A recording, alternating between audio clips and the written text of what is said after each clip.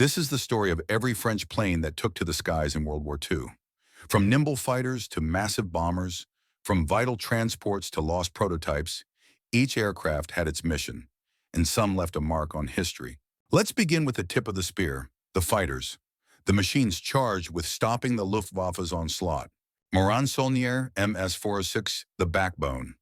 It was France's first modern, low-wing monoplane fighter with a retractable undercarriage and an enclosed cockpit. With a top speed of just over 300 miles per hour, it struggled to catch German bombers. WWII D520, the French Spitfire. If the MS-406 was the past, this was the future. The D520 was sleek, fast, and deadly.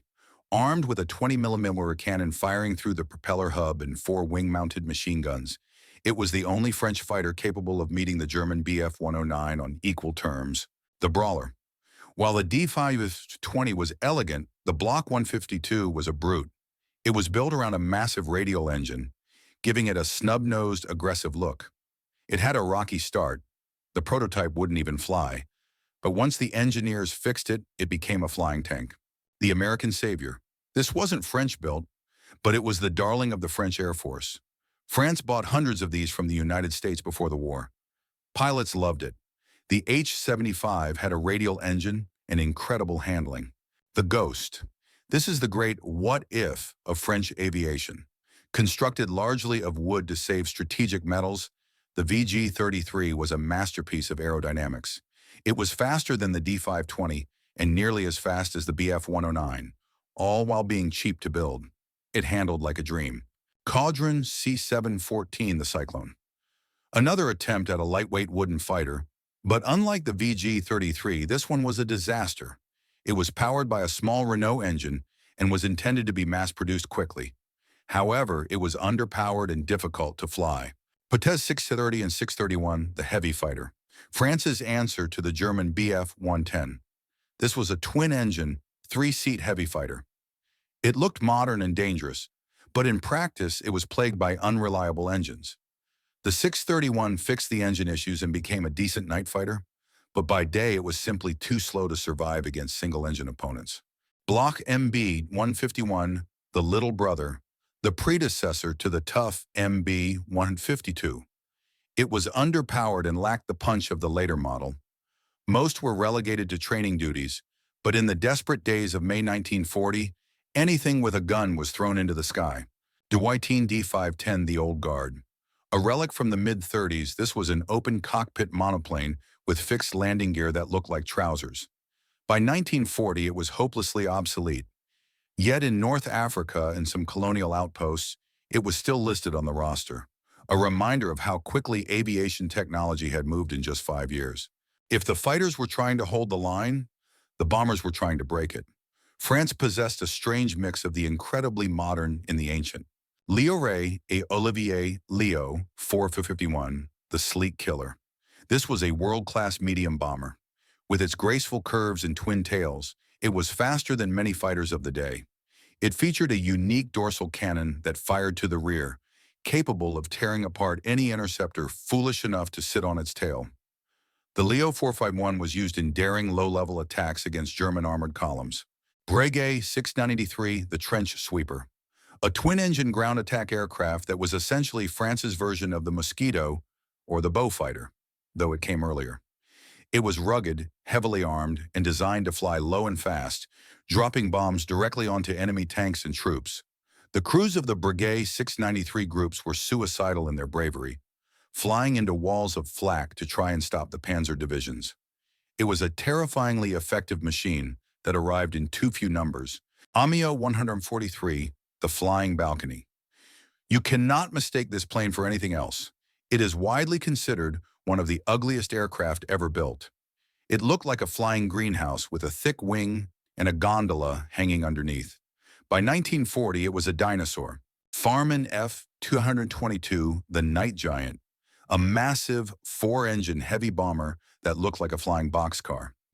It featured a unique push-pull engine configuration, with 2 propellers facing forward and 2 facing backward on the same nacelles. Despite looking archaic, it was the first Allied aircraft to bomb Berlin, dropping leaflets and small bombs in June 1940. Bloch MB-174, the Eyes of France. This was arguably the finest twin-engine aircraft France produced. Originally designed for reconnaissance, it was so fast and flew so high that German fighters simply couldn't catch it. The famous author Antoine de Saint-Exupéry, who wrote The Little Prince, flew this aircraft during the war. He described it as a machine of precision and grace. Douglas DB-7, the import, better known to the British as the Boston and the Americans as the A-20 Havoc, France ordered these fast light bombers in huge numbers. Only a few arrived before the surrender, but they saw action. Martin 167, Maryland. Another American import. Fast and capable, the French loved it. But its service history is complicated. After the fall of France, many of these remained under Vichy control and, tragically, fought against the Allies in Syria and North Africa. Loire-Nieuport LN 401, the Diver. France's attempt at a Stuka. This was a dedicated dive bomber with inverted gull wings and dive brakes. It was designed to drop bombs with pinpoint accuracy. During the Battle of France, brave pilots threw these slow machines at the bridges over the Oise and Marne rivers to stop the German advance. The unsung heroes, the planes that watched the enemy and moved the men. Potez 63.11, the all-seeing eye. This was a variant of the Potez 630 fighter, but redesigned with a glass nose for an observer. It was the most numerous reconnaissance aircraft in French service. Bloch MB-210, the relic. By 1940, these old angular bombers were pulled from the front lines and used for night bombing or transport. They were slow and vulnerable, a symbol of the pre-war hesitation to modernize. Caudron C-445 Golan, the Gull, a sleek, twin-engine light transport that looked a bit like a smaller DC-3. It was the workhorse for moving officers, mail, and VIPs.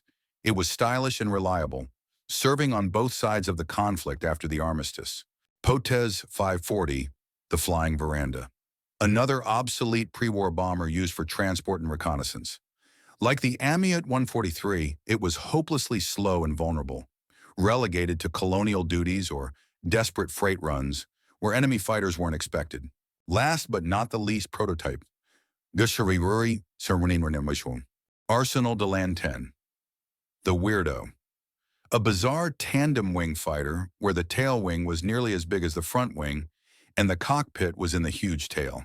It actually flew surprisingly well, but the Germans captured the prototype before it could prove itself. Sud-S SE-100, the Monster, a massive tricycle gear heavy fighter with huge firepower.